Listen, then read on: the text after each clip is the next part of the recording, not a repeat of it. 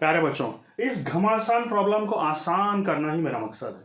अब देखो यहाँ पर एक लाइटर इस तरफ जा रहा, तो प्रॉब्लम को इमेजिन करना बहुत मुश्किल, तो मैं इसका रिवर्स यानी कि लैटरली इन्वर्शन डायग्राम डाल रहा हूँ ताकि हमको आसानी से समझ में आए, क्योंकि हम आदत पड़ गई हमको कि प्रिज्म जब भी हम डिस्कस करते हैं लाइट लेफ्ट से लेते हैं, हम लाइट को लेफ्ट से ले रहे हैं, तो लाइट रे जो है ना इस तरफ गिरेगी, एग्जैक्टली 90 डिग्री से गिरेगी और प्रिज्म के अंदर जाने के बाद बाहर निकलेगी और इसको बोलते हैं एंगल ऑफ इमर्जेंस, ओके, और इसको बोलते हैं एंगल ऑफ रिफ्रैक्शन।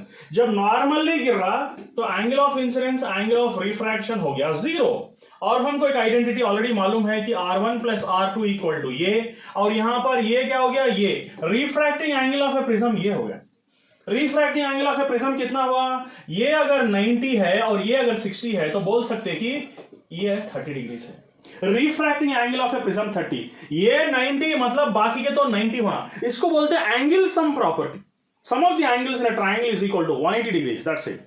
तो ये समझ में आने के बाद हमारे को मालूम करना क्या है, ये R2 है और ये R1 0 बोल के बोल दिए, so 0 plus R2 is equal to ये, और ये क्या हो गया यहाँ पर 30 डिग्री, ये भी 30 डिग्री, ठीक है। सो 30 डिग्री हमको आ गया R2 is equal to 30 degree.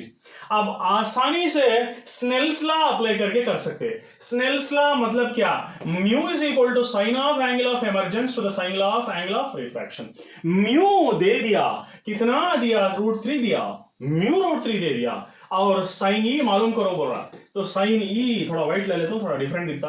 तो यहां पर अगर साइन ई होना है तो √3 इंटू साइन आर, और साइन आर कौन सा साइन आर, साइन R2, ये वाला साइन R2।